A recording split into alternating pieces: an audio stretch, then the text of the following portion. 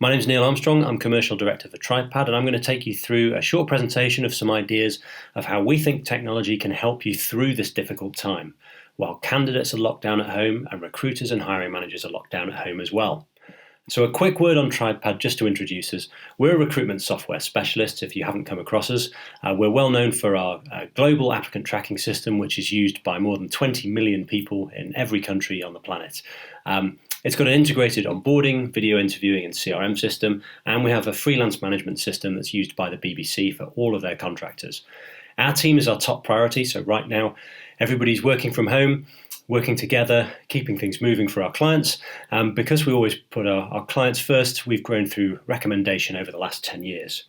In terms of who we work for, some of the UK's best known organisations who have scale recruitment needs, where standard off-the-shelf software just doesn't cut it, and they need a level of flexibility, responsiveness and customization that Tribepad can deliver. So, everybody's already using video in recruitment anyway.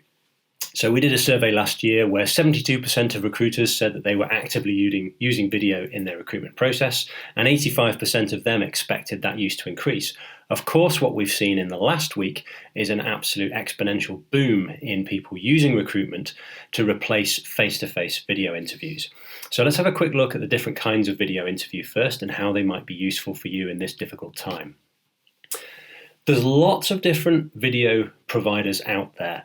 Now, right now, what people are doing is using anything they can find at their disposal that meets their needs, whether that's Skype, FaceTime, Zoom, Google Hangouts, anything your IT department hasn't blocked, anything you've got an account on right now that can keep you in touch with your candidates and your hiring managers. But of course, there's some real problems with this kind of video tech. Firstly, it might well not be standardized across your whole organization, so you might have people using personal accounts for these kind of things. There isn't a consistency in terms of what the candidate is going to experience.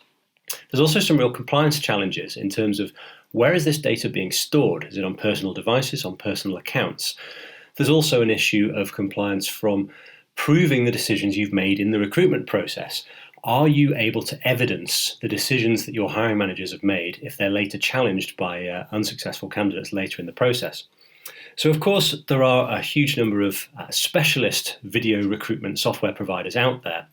You'll recognise many of these names, I'm sure, and I guess everybody is very busy at the moment trying to help recruiters to carry on the recruitment process during this period of lockdown. And of course, what these tools have in common is they're specialist tools for recruitment, so they're generally better than just trying to use a Skype interview or something like that. Generally speaking, you can record very easily and hopefully link the records of these interviews into your applicant tracking system for reporting, to make sure your process is working, and to be able to evidence the decisions that you've made later in time. The most common kind of video interview right now is a one-way video interview. These are typically used as an early screening tool to replace telephone interviews. So they're much easier for the candidate to attend in that they can do it at the evenings, weekends, whenever they're free. They don't have to hide in the company car park or take a sickie. They're a huge time-saving advantage and administration-saving advantage for recruiters and hiring managers as well, in that you get no issue with no-shows. You don't have to do it during working hours. You can send 100 invitations at any one time, and you can just sit back and watch the answers come in. So another advantage, of course, is that more than one person can screen these interviews, and therefore you can get a real consistency of, you know, that each candidate has been asked exactly the same question in exactly the same way. They can be scored by different people, so you can have a really strong idea of exactly how the process is working. One thing you might notice on here is many video interviewing platforms will automatically transcribe the speech into text so that you've got a written record of what the candidate said. Now, of course, once you've got that written record, you can start to search for candidates who've used particular words, for example. Perhaps it's something about customer service, you're looking to assess soft skills. And of course, if you've got the transcript in English, why not translate it into any other language that you need if you're looking to assess candidates' linguistic abilities in more than one language. Of course, if you're looking to recruit across Europe or a global role, You can also ask the candidates to answer the questions in their own language, then translate it back into English for you to assess. So there's some real benefits here. Right now, of course, there's a huge boom in live video interviews. So that is where most offices are closed at the moment or running on a skeleton staff. An awful lot of candidates are enforced working from home or perhaps have recently been made redundant. And so you're not able to perhaps do the second or third stage interview that you would normally do face-to-face. So we're seeing a huge increase in the number of live face-to-face interviews being done over video software instead of face-to-face. And many pieces of software should allow you to have multi-party calls here as well. So, of course, if you normally use panel interviews face-to-face, hopefully you can continue to do that using video software. And again, have a record of this interview stored against the candidate's record in your applicant tracking system. A third kind of challenge that people are facing right now, along with arranging phone interviews, not being able to do face-to-face interviews, is if you have just started your early career process, perhaps it's an apprentice time or graduate recruitment process, running assessment centres has suddenly become extremely challenging in terms of being able to meet and travel to these sorts of events. This is a screenshot from one of our partners called Predictive Hire. They have a piece of software that's specifically designed for running assessment centres, and they've recently integrated that into Zoom video conferencing. So again, you can start to run assessment centres with multiple interviewers, multiple candidates, have the whole process recorded and marked in a very consistent way so that you can keep your early careers process flowing even though people are in lockdown. So I want to take you through some research that we did at the back end of 2019 on how video is currently being used by recruiters. Now, this is based on about 50,000 interviews that we analysed in the back end of the year. Certainly the largest use case we see for video interviewing is still early careers, so that is apprentices and graduates. Increasingly though, we're seeing any kind of role where soft skills is really important. So particularly customer-facing roles in retail, hospitality, service industries, call centres, things like that. What we do see though is early careers often sees twice the completion rate of video interviews. We'll come back to why that might be later on. Some clients are seeing upwards of 80% of video invites being completed all the way through.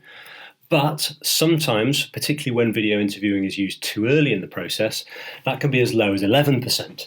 Now, that might be good if you're having a very large number of applicants for your roles and you need to screen that volume down.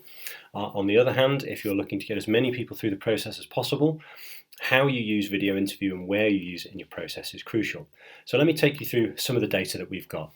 Firstly, looking at the number of questions per interview. So you can see on this chart here, about 80% of video interviews that we see consist of 3, 4 or 5 questions. So that might start with a nice, soft, warm question of, tell us a bit about yourself, and then go into some more specifics about the role you're hiring for, the skills, the attributes, the experience you're looking for. What we do see is as the number of questions increases, it becomes increasingly onerous for hiring managers to review all of those questions. A typical answer is about 40 seconds long. So if you're asking people to review 10 questions, that's quite a lot of time and it becomes quite onerous for the hiring manager. So we would always recommend 3 to 5 questions, 30 to 60 seconds for each response as a maximum, and expect that 40 seconds is about an average. Now for the candidate, of course, the more questions you ask, the more likely they are to drop out of the process. So again, depending on what your objective is in terms of how many people you want through the process, this should inform how many questions you design into your screening process. So what we see here is that typically a completion rate of about 45% is pretty normal. As you ask more than 5 questions, that starts to drop off down towards 30%. If I take one particular example, so the BBC have been using Tribepad video interviewing software for several years, and they have an unusual situation compared to many employers in that they don't really have an attraction problem. Lots of people want to work for the BBC, So what they need to do in their screening program is make sure that it's fair, consistent, and they're getting the very best candidates through the process. So they have a very high completion rate. So here, typically 75% of people who are invited to an interview will complete it. And you can see some of these applications received nearly 1,500 candidates at this point.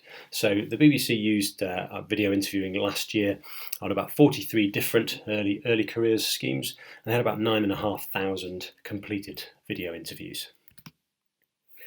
Now, of course, there's many more applications of video in the recruitment process that are important and could be used at this point in time. So, given face-to-face contact is very difficult at the moment, the experience of a new hire joining your company is probably more crucial than ever to make sure that they're welcomed into your organisation.